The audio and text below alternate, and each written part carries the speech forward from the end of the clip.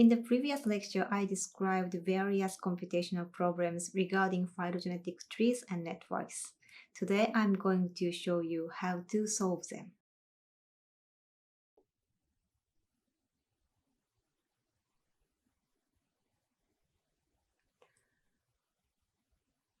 Let's start with a quick reminder of what we learned in the previous lecture.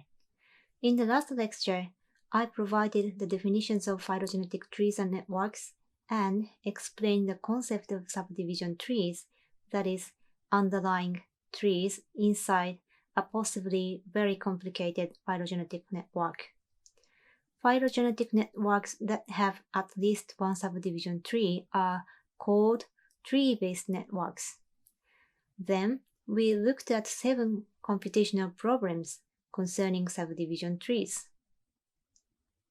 The problems are the decision problem, search problem, deviation quantification problem, counting problem, listing problem, optimization problem, and the top K ranking problem. In this lecture, I'll focus on the first 6 problems since the analysis of the last one is a bit too technical. But anyway, the point of today's lecture is that all of these problems can be solved by one theorem, which I call a structure theorem for phylogenetic networks. This theorem is very useful because it works as a common framework for solving different problems in a unified way. In fact, as we'll see later today, it gives rise to a set of fast algorithms for a variety of problems on subdivision trees. Similarly to many other structure theorems, including the structure theorem for finite abelian groups, which will be reviewed in the next slide, the statement of this theorem can be divided into 2 parts. Firstly, it clarifies the simplest building blocks for building all rooted binary phylogenetic networks. More precisely, as I'll explain later, it provides a unique canonical decomposition of rooted binary phylogenetic networks. Then, based on the canonical decomposition, it characterizes the set of all subdivision trees in the form of a direct product. To give you a clearer picture, let's quickly review some basic knowledge of abstract algebra before going into more detail. Among the many structure theorems established in various branches of mathematics, perhaps the most famous is the structure theorem for finite abelian groups, which is also known as the fundamental theorem for all finite abelian groups. Roughly speaking, it states that every finite abelian group can be uniquely decomposed as a direct product of finite many cyclic groups, in much the same way as the prime factor decomposition of natural numbers. The application of the theorem includes the problem of counting finite abelian groups of order n. For example, how many abelian groups are there of order 144? The number 144 is decomposed as 2 to the power of 4 times 3 to the power of 2. There are 5 different partitions of the integer 4, and there are 2 different partitions of the integer 2. So the number of all the possible choices, namely the number of abelian groups of order 144, equals 5 times 2. Of course, if you wish, it's also possible to list all the possible choices, all the abelian groups of order 144, as you can see here. So the goal of today's lecture is to show a structure theorem relevant to our context, and to understand how it helps us solve the problems we saw earlier. Okay, so to begin with, let's have a look at this obvious but important remark. Suppose we want to construct a subdivision tree of a tree-based network n. Remember, any subdivision tree is a spanning tree of n, so the set of vertices T must be identical to the set of vertices of n. This means that there is no choice about the vertex set, so the only point to be considered is which arcs to be chosen. Obviously, if we arbitrarily choose a subset S of an, then S may or may not induce a subdivision tree of n. If we carefully choose an admissible set of arcs, then we can get a subdivision tree, as indicated by the red lines. But if we choose a wrong one, as indicated by the blue lines here, the resulting subgraph is not a subdivision tree of n. In fact, it may not be a tree, may not have a unique root, or may have a leaf set other than x. Then a natural question arises. What are the rules that determine whether or not S induces a subdivision tree of n? This question was initially addressed by Francis and Steele in their first paper on tree-based networks. They characterized when S induces a subdivision tree by using three conditions that are very easy to understand. First, as illustrated in the two figures at the bottom left, if n contains an arc either arriving at a vertex of in degree 1 or leaving a vertex of out degree 1, we must choose it. It's easy to see that if we exclude such an arc from S, then S would induce a subgraph having a leaf not in X or an extra root vertex. Second, as illustrated in the middle, if n has two arcs entering a vertex of in degree 2, then we must choose exactly one of them. Because we want to construct a tree, it's clear that we can't choose both of them. Obviously, we can't ignore both of them either, because otherwise we would have a subgraph with an extra root. Third, as shown on the right, if n has two arcs leaving a vertex of out degree 2, we must choose at least one of them. Satisfying these three is a necessary and sufficient condition for S to induce a subdivision tree of n. This means that we can automatically get a subdivision tree of n by simply selecting arcs to satisfy these three conditions. From this, it follows that there is a one-to-one correspondence between the set of subdivision trees of n and set of the arcs of n satisfying the three conditions. Let's call such a subset of an admissible. Then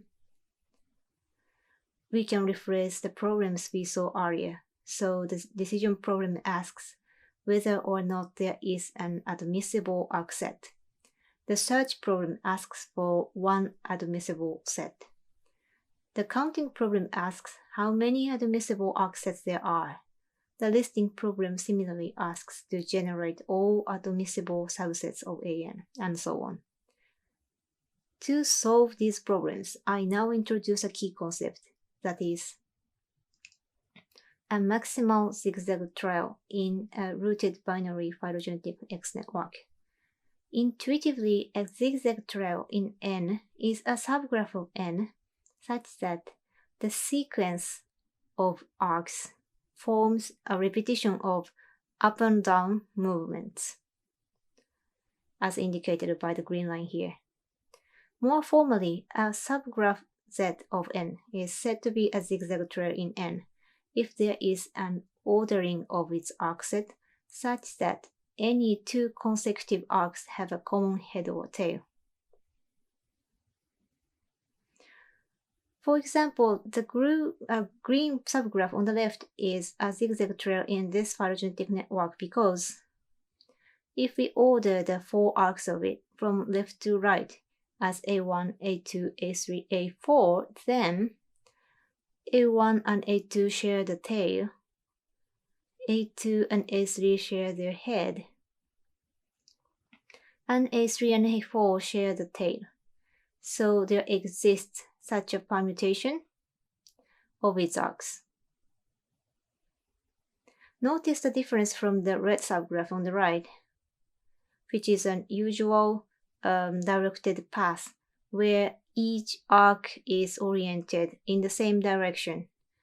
For this red subgraph, there is no such a permutation, so it's not a zigzag trail. In addition, we say a zigzag trail is maximal if it is not a part of another strictly longer zigzag trail in the network.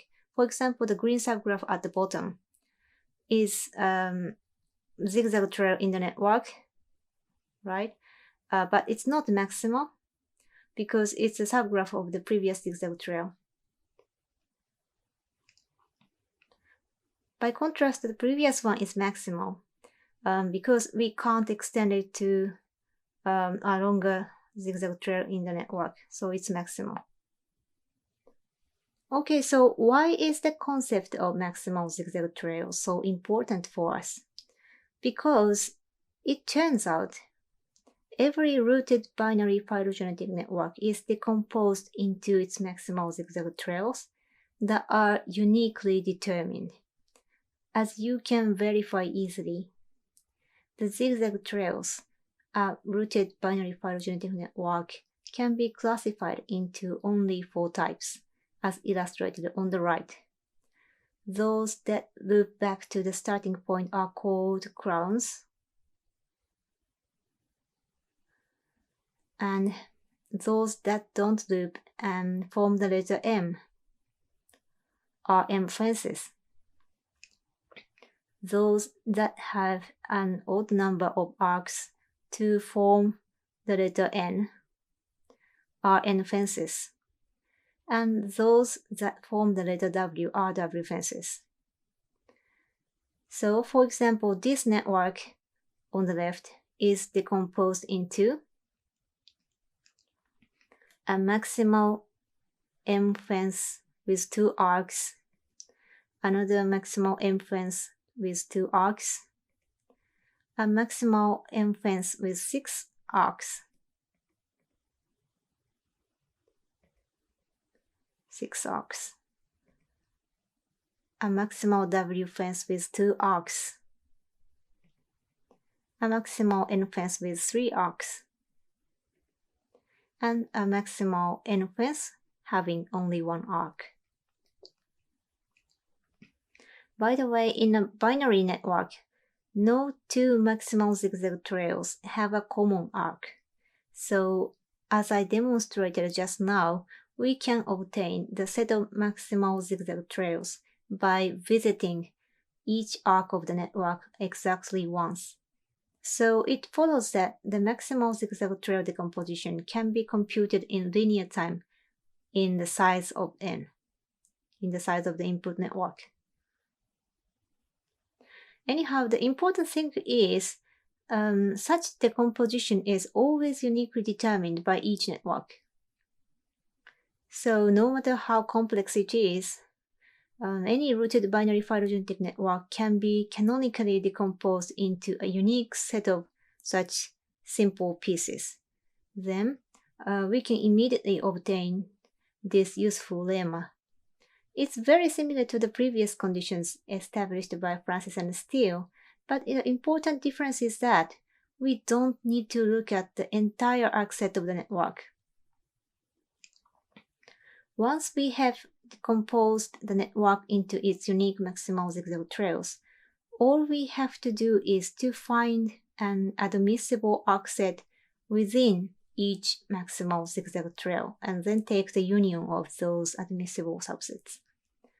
Okay, so for example, I now demonstrate how to find an admissible arc set of the maximal zigzag trail indicated by the red line in the right figure. Suppose we have decided to include this arc as a member of S. In this case, according to the condition 3, we may or may not pick the next one, but here we do. Then, by the condition 2, we can't use the next arc. By the same reasoning, we then have to select this arc and we can't select the next one. Finally, by the condition 1 or condition 3, we must include the last one. Thus, we have obtained an admissible subset within this maximal zigzag trail. In the same manner, we can even explicitly represent the family of all admissible arc sets for each type of maximal zigzag trail. As you can see easily, in the case where Zi is a crown, there are two admissible arc sets. In the case where Zi is a maximal M-fence, the number of possible choices is half the length of Zi.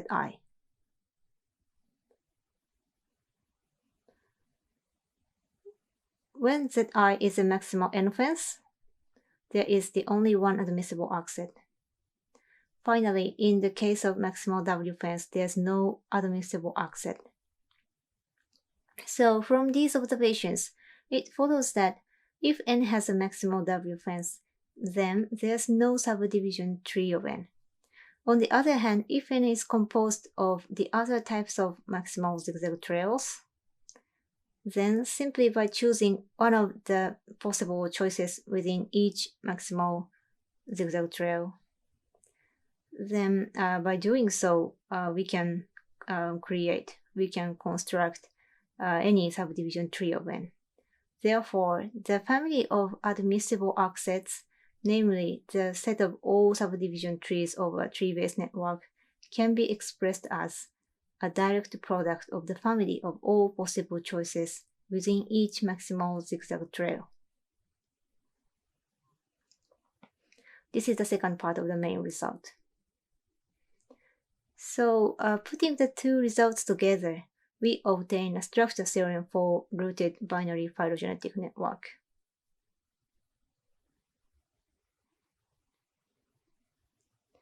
From this structure theorem, we can derive a number of algorithms.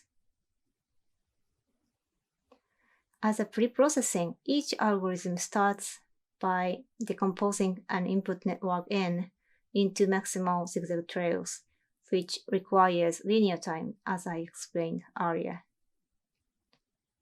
Importantly, having characterized the set of subdivision trees in terms of a direct product, we can recognize the integers that constitute the number of subdivision trees, like prime factorization.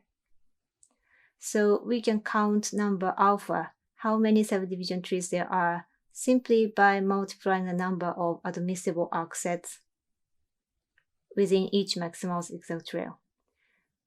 Notice that this algorithm can solve the decision and counting problems simultaneously, because the number alpha is non-zero if and only if the network is tree-based.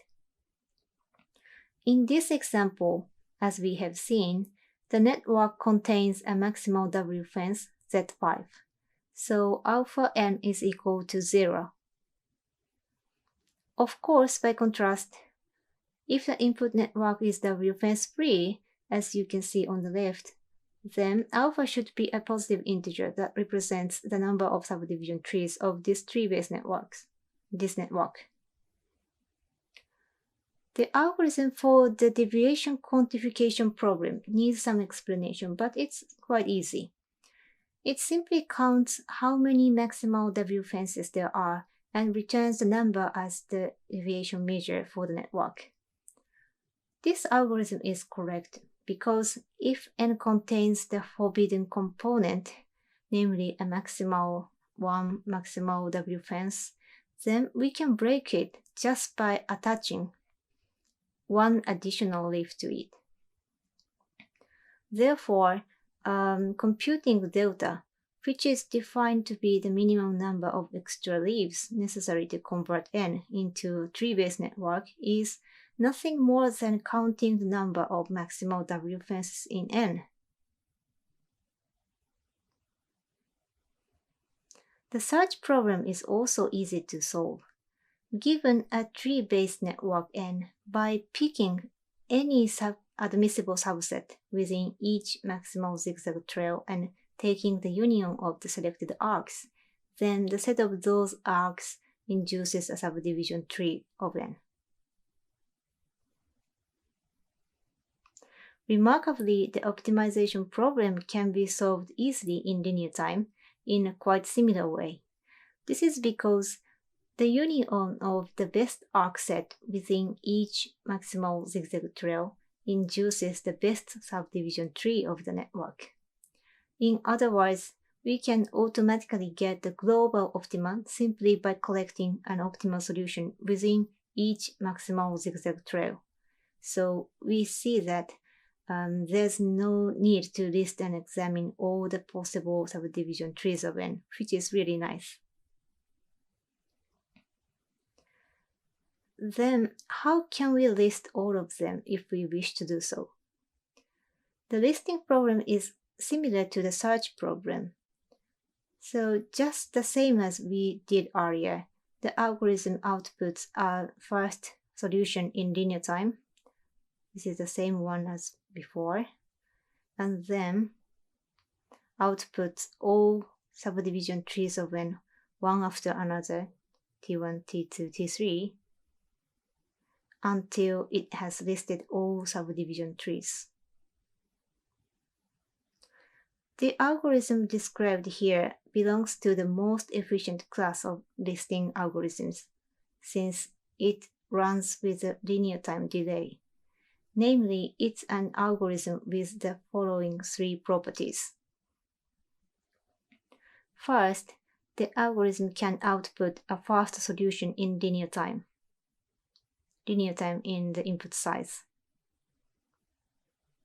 Second, the algorithm can continue to generate another solution one after another, such that the time between any two consecutive solutions to outputs is bounded by a linear function of the input size.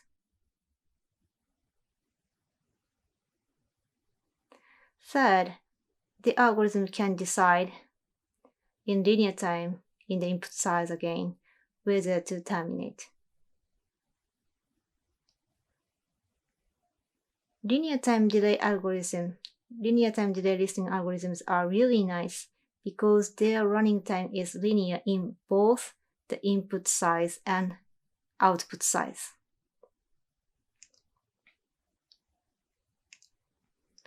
Okay, so we have seen various algorithms derived from the structure theorem.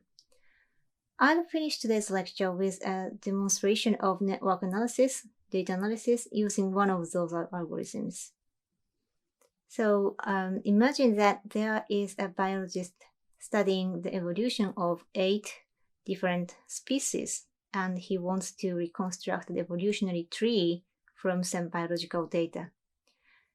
He took into account all the possible evolutionary paths and ended up with a network shown on the left.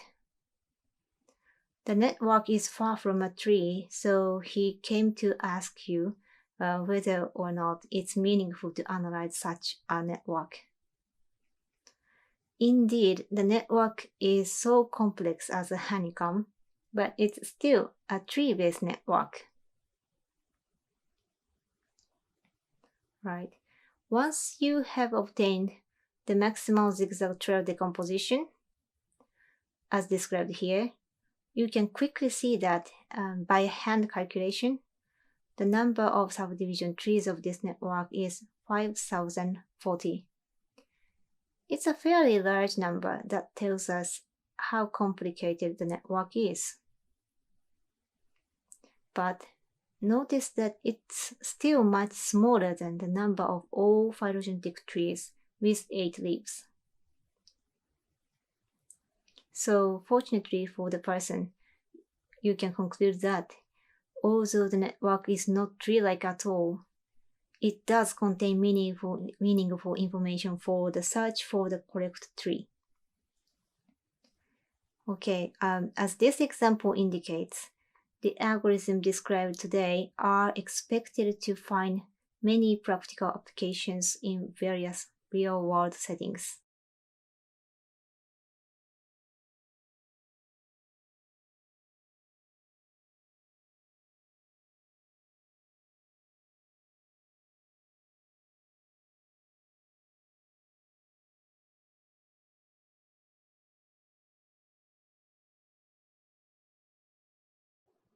Okay, this is the end of my lecture. I hope my videos provided a good introduction to discrete mathematical biology.